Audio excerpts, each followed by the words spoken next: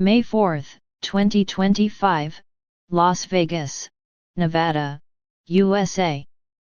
Naoya Inoue defeated Ramon Cardenas by KO in the 8th round to defend his WBA/WBC/IBF/WBO Super Bantamweight title.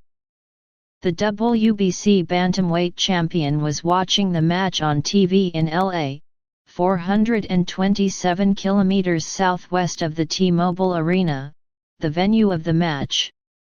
At the end of March, during the previous year's annual awards ceremony held at the Tokyo Dome, Junto Nakatani received a direct love call from monster Naoya Inoue to fight him, and his eyes were shining with excitement at the prospect of fighting the superstar who has led the Japanese boxing world and is 5 years older than him. However, with the unification match against IBF champion Ryosuke Nishida scheduled for June 8, he was hesitant to drive on the highway and travel to a place that took more than 4 hours one way. 7:56 p.m.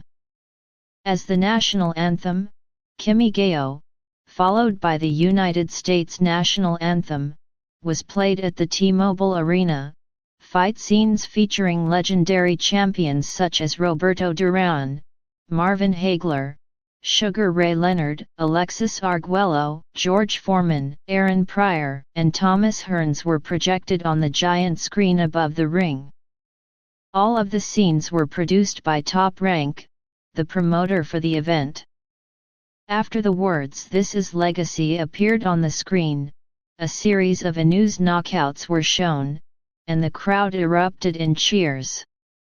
Then both fighters entered the ring. Nakatani spoke.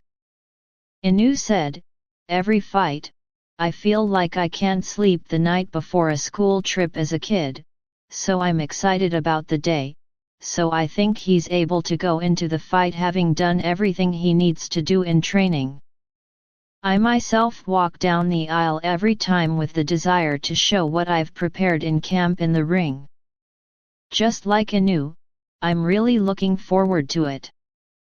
Jimmy Lennon Jr., one of the industry's leading ring announcers, introduces Monster as the 4-time champion of the junior featherweight class, a term that's become obsolete in Japan, and the gong sounds. In the beginning, Inoue shook his body to create a rhythm, and while throwing jabs, he seemed to be watching what kind of punches Cardenas would throw. I think it was easier to land punches when he was using the flicker style. The opponent had a tight guard, so I think he thought he would break it down with a jab that went between his two fists. Inoue stepped up and applied pressure little by little, but he was really good at it. In that condition, I felt that Cardenas would get tired in the second half. After the first round, Inoue must have understood what kind of fighter his opponent was. In the second round, Cardenas changed his fighting style a little and started to throw with all his might. He didn't have to hit, so he threw big punches with all his might. In the second round, Inoue also continued to move forward and throw punches. With 17 seconds left, he cornered the challenger, and Cardenas blocked a monster punch with a left hook that caught Inoue's jaw, and the 4-time champion sank to the canvas from his waist. I don't know if that's what Cardenas was aiming for, but he threw a powerful punch and it landed at the right time.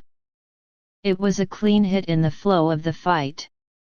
Of course, Cardenas was also trying to land it. He got into a good position and swung it with all his might. It was Inoue's turn to attack. In the next round, Inoue showed no signs of being damaged and continued to attack while being wary of left hooks. Cardenas was gaining momentum, but Inoue was boxing accurately, not letting the challenger land any and only landing his own punches.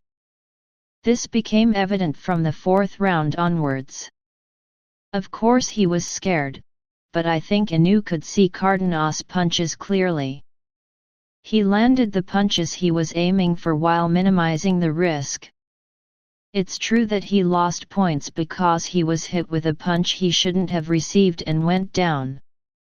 But even after that, Cardenas was swinging his left hook as if he was going to knock him down again.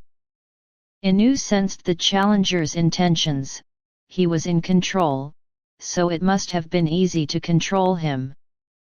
He has power, so he can damage and tire out his opponent. He controlled the match. He tired the challenger out with various fighting methods. Around the fifth round, when Cardenas looked tired and started to take more damage, I was sure Inoue would win. The challenger was staggering a bit. I was reminded once again of Inoue's ability to adjust during a match, and his ability to make adjustments after being knocked down. Instead of resting and recovering, he put pressure on his opponent. Continued. Even when Cardenas landed good punches, he often had to back down due to Inoue's pressure. So instead of using his legs himself, he was forced to use them. Inoue was always creating those situations. I really thought he was an excellent boxer. Inoue used a variety of combinations, but I remember him taking down Cardenas with 4 consecutive right straights at the end of the 7th round. He was calm about dealing damage. He was able to build up his moves while carefully determining which parts of his opponent were easy to hit. Throughout the match, I think I saw Inoue's experience and his ability to bounce back even in difficult situations. I'm glad I got to see him win with a come-from-behind KO. The environments are very different between stepping into a Japanese ring and fighting in a big venue in Las Vegas. I respect the fact that he managed to win under those circumstances. If you look at the part where he was knocked out, it may not have been good. But overall, I think it was a match where Inoue was able to show his full potential. At the post-match press conference, Hideyuki Ohashi, president of Ohashi Gym, to which Inoue belongs, said that the match with Nakatani will take place around May next year. Hearing this, Nakatani concluded, "First of all, the bantamweight unification match is right in front of me, and I want to be fully prepared and in top condition to face Inoue. It's a matter of building myself up step by step. Of course, I'm going to win. To win.